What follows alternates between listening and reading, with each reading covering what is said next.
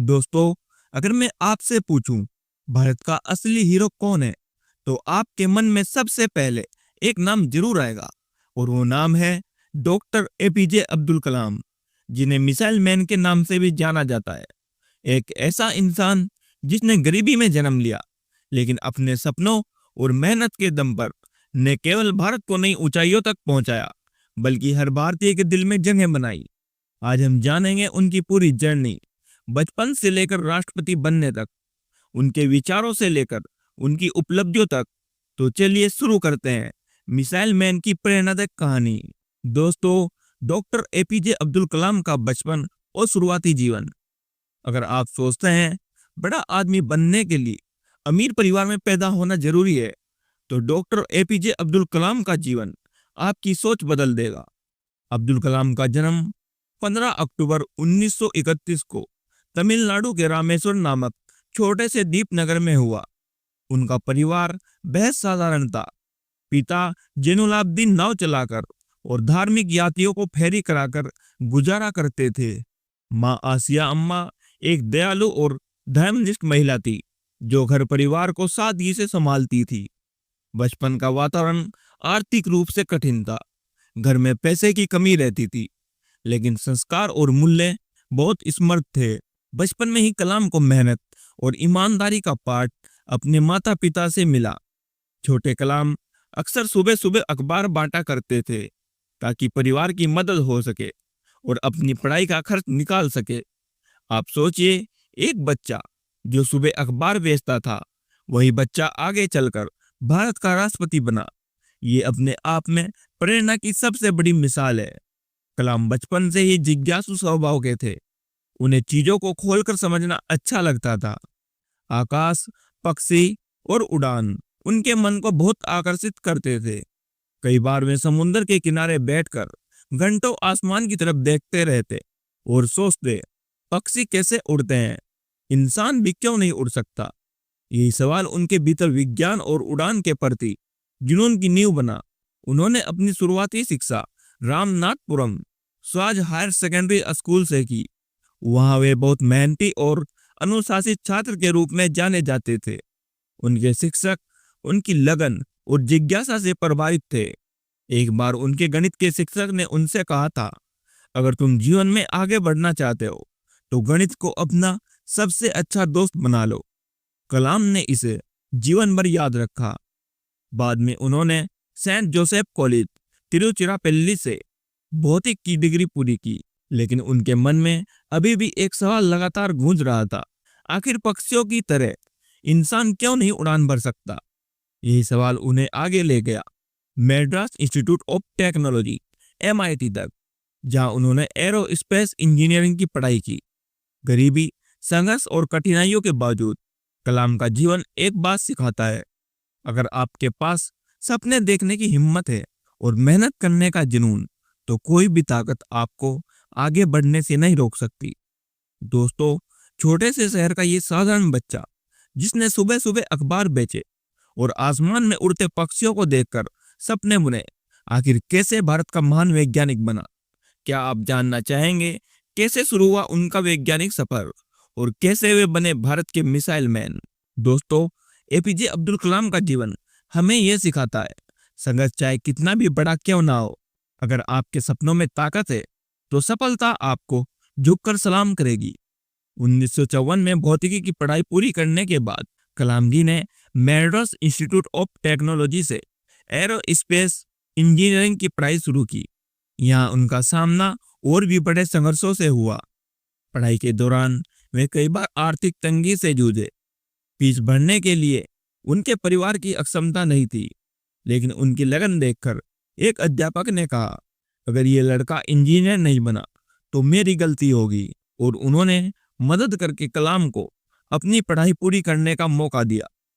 MIT से निकलने के बाद कलाम ने अपने सपनों की पहली उड़ान भरनी चाहिए। उन्होंने इंडियन एयरफोर्स में पायलट बनने का आवेदन किया, लेकिन दोस्तों सोचिए, इतने सपनों और मेहनत के बावजूद वे सिर्फ एक रैंक से पीछे रह गए और चयनित नहीं हो पाए।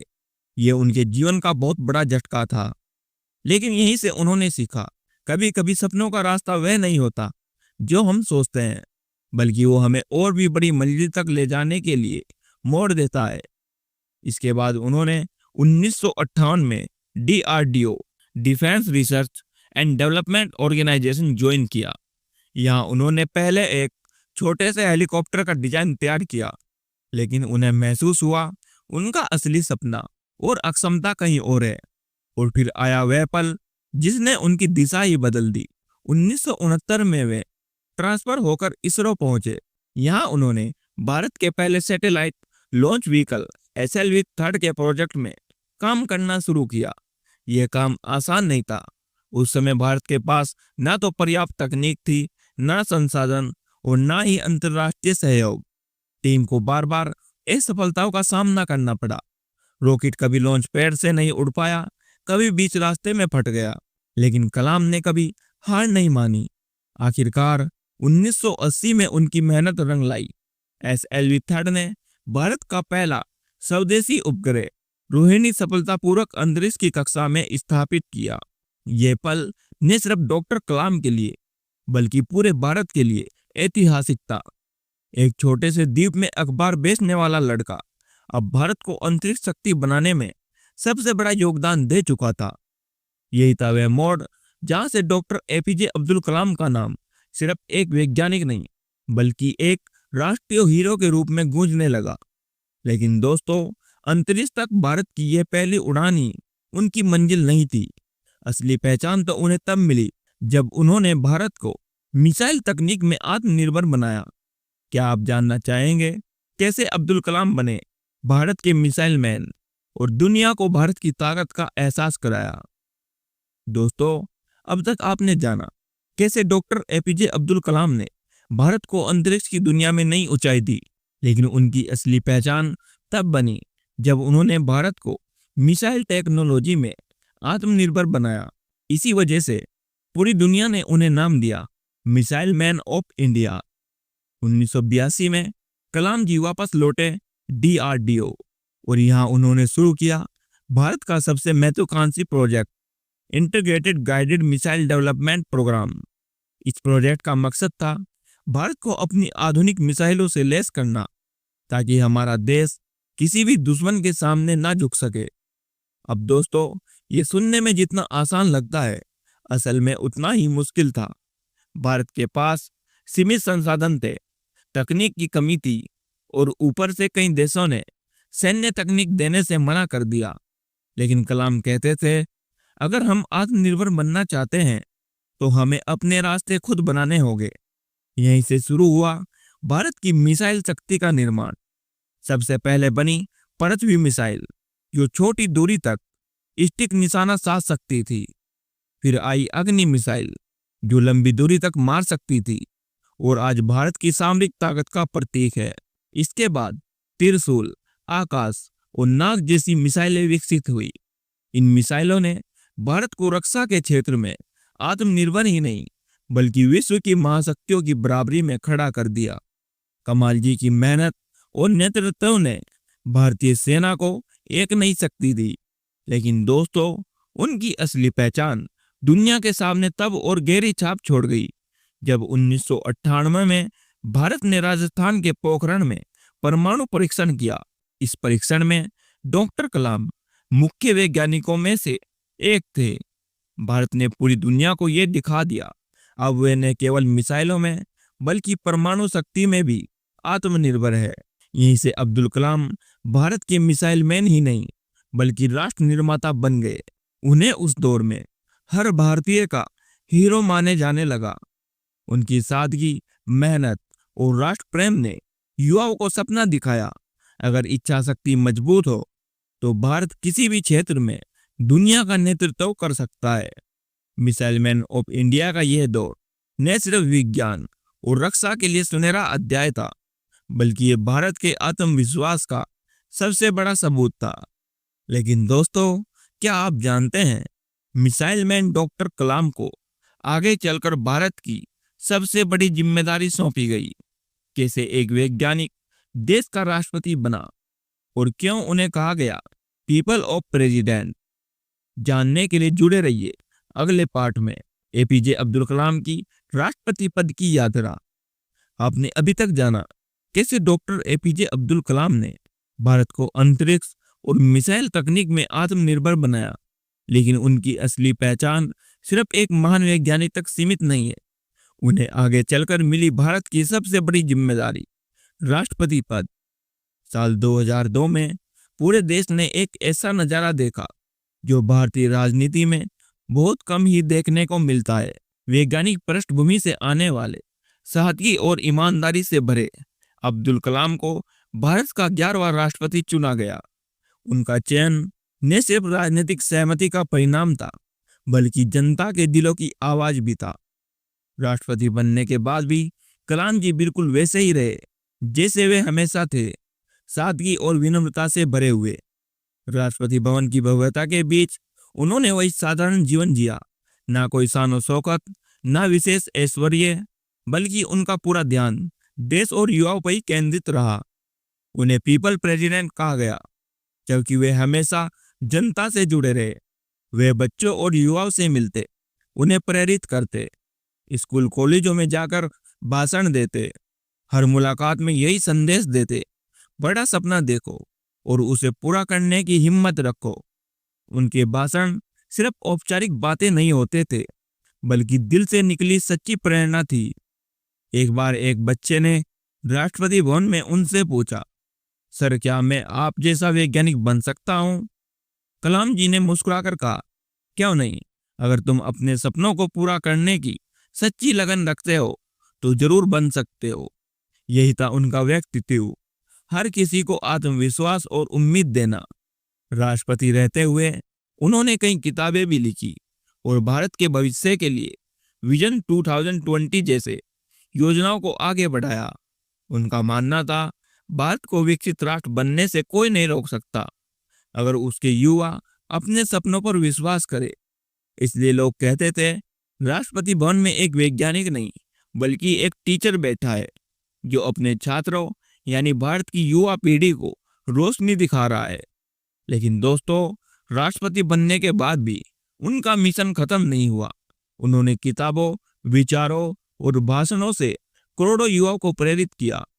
आखिर कौन सी किताबें और विचार थे जिन्होंने भारत की सोच बदली और आज भी हर युवा को सपने देखने की ताकत देते हैं? चलिए इसे जानते हैं अगले पार्ट में, अब्दुल कलाम के विचार और उनकी किताबें। दोस्तों, अगर डॉक्टर एपीजे अब्दुल कलाम की जिंदगी को एक शब्द में समझना हो तो वो शब्द होगा प्रेरणा। राष्ट्रपति बनने के बाद भी उन्होंने खुद को हमेशा एक टीचर माना। वे मानते थे, असली ताकत सत्ता या पद में नहीं बल्कि ज्ञान बांटने में है। कलाम जी के विचार बेहद सरल लेकिन गहरे थे। उनका मानना था, ड्रीम वे नहीं है जो आप नींद में देखते हैं, ड्रीम वे है जो आपको सोने नहीं देता। अगर आप सूरज की तरह चमकना चाहते हैं तो पहले सूरज की तरह जलना सीखिए। युवा ही देश का भविष्य है। अगर युवा सपनों को सच करने का साहस रखे तो कोई ताकत भारत को विकसित होने से नहीं रोक सकती। उनके ये विचार सिर्फ भाषणों में नहीं बल्कि उन्होंने उन्हें शब्दों के रूप में भी अमर कर दिया। उनकी लिखी हुई कुछ प्रमुख किताबें।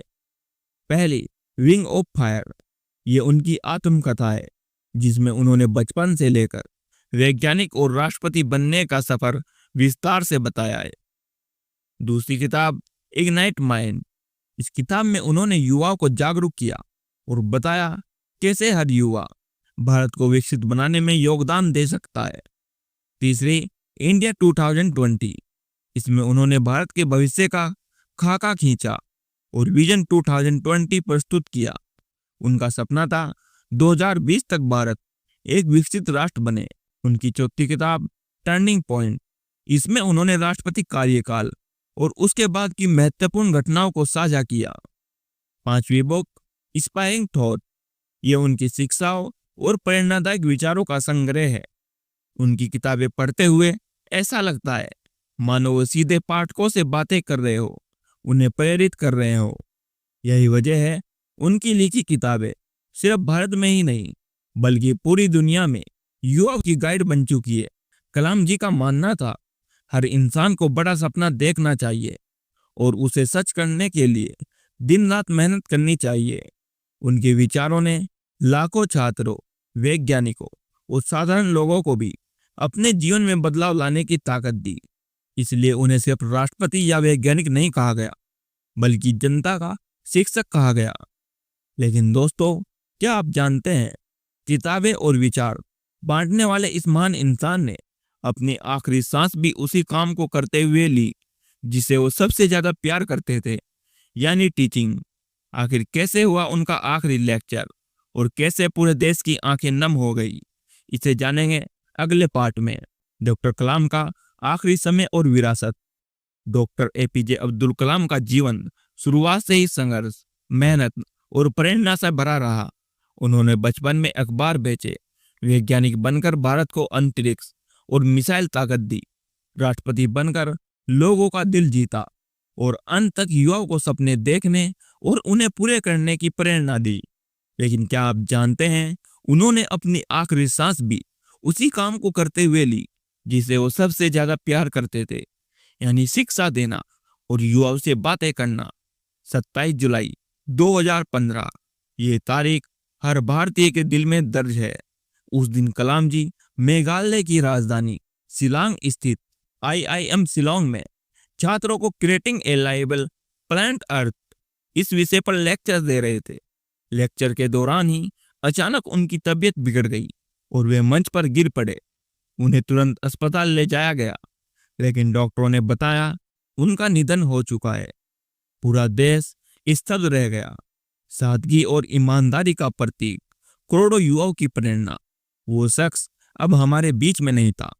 भारत सरकार ने उन्हें पूरे सम्मान के साथ अंतिम विदाई दी और 30 जुलाई 2015 को उनके गृह नगर रामेश्वरम में राजकीय सम्मान के साथ उनका अंतिम संस्कार किया।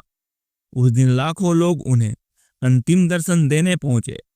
लेकिन दोस्तों, महान इंसान कभी नहीं मरते।